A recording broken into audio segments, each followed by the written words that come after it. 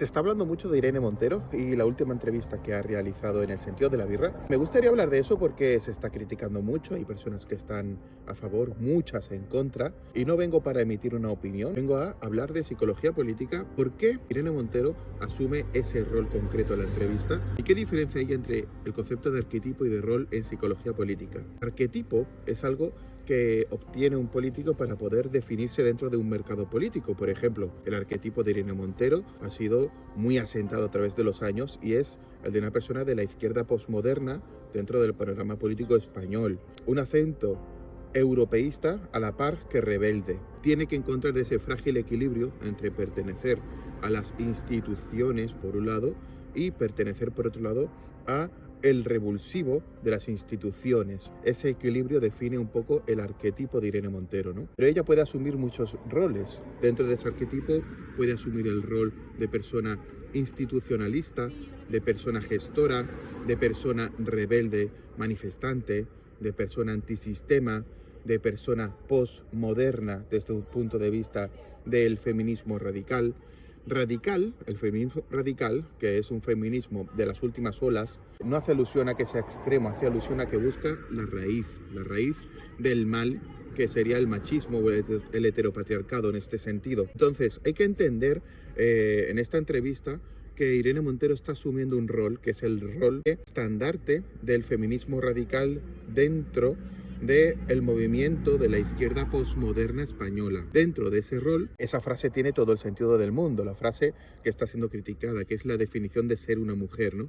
Que es una definición muy sesgada y que es una definición que en términos objetivos no es correcta. Lo que ocurre es que en política, cuando uno asume funciones de arquetipos y de roles, las definiciones se tienen que sesgar.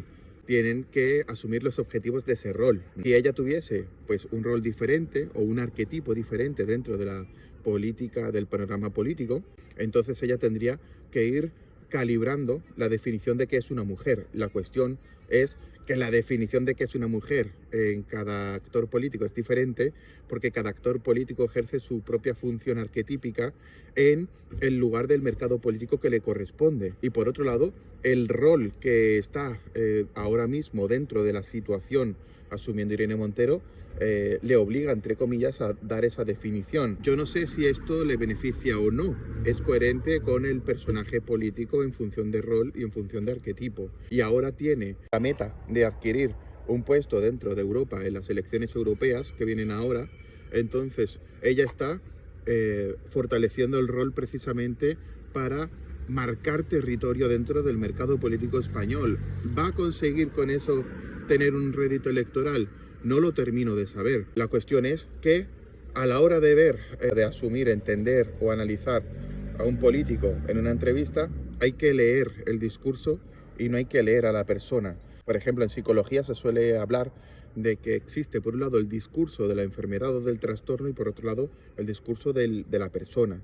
Tanto en psicología clínica se habla de la diferencia entre el discurso de la enfermedad como el discurso del paciente, ya que el paciente quiere sanarse, pero la persona enferma en ocasiones, al tener egosintonía, no quiere sanarse. Y si nos vamos a la psicología política, esa diferencia entre el discurso y el actor se puede ver perfectamente en el discurso político marcado por el rol y el arquetipo, dentro de la coherencia del mercado político existente, porque en el fondo hay que evaluarlo en principios de economía política también. Es decir, que todo actor político aspira a obtener un beneficio dentro del mínimo coste en el mercado que tiene. Y esto es como todo, si tú quieres comprar un buen producto, lo quieres comprar a un buen precio. Entonces, ¿qué pasa? Que los actores se ciñen a la coherencia del rol y del arquetipo, pero no a la coherencia de la propia persona o a la coherencia de la propia actualidad política. En ocasiones no es así. Digamos que la tendencia posmoderna de la izquierda de alguna forma también obliga a tener unas definiciones o a tener una visión de la realidad que, digamos, activa este sesgo, ¿no?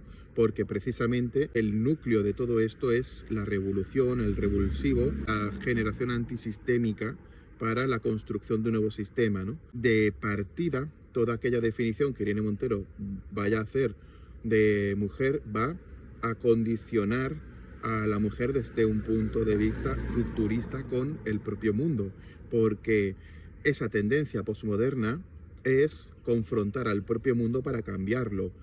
Todo va en esa dirección y no va hacia una dirección de equilibrio o de homeostasis, de crear una armonía, va hacia la dirección de crear una ruptura. Tiene coherencia dentro de esos términos. Obviamente, el discurso de Irene Montero se ciñe a lo mal que van las cosas y a lo que deberíamos hacer para romper las cosas y volver a construirlas, ¿no? Y es al final ejercer pues una influencia de discriminación positiva para la parte afectada, que es la víctima, que es la mujer. La discriminación positiva como forma de establecer políticas públicas entra dentro de la coherencia de esa tendencia posmoderna del feminismo radical, pero no entra dentro de esa coherencia, por ejemplo, establecer unos límites para crear una armonía y un equilibrio entre las dos partes, puesto que los supuestos de los cuales parten las políticas y los pensamientos de esta posmodernidad parten de un desequilibrio y de una necesidad de acometer cierta justicia social a partir pues de una discriminación que ahora sí cambie la balanza. Hay que entender dentro de este marco pues el discurso de Irene Montero en la entrevista, que en el fondo, una vez que asumes el arquetipo y el rol del actor político, más o menos ya es muy predecible lo que va a hacer y lo que va a decir, puesto que va a asumir la propia coherencia del rol y del arquetipo.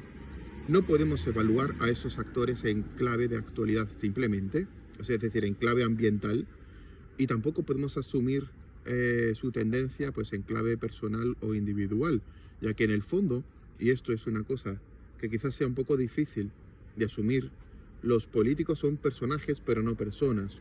Están trabajando y dentro del trabajo tienen una máscara, un personaje construido para tener solvencia dentro de los propios objetivos laborales. De ahí que, por ejemplo, políticos que hace un año defendían una cosa, ahora defiendan la contraria, porque es lo que deben hacer para tener solvencia dentro de los objetivos de su propio trabajo.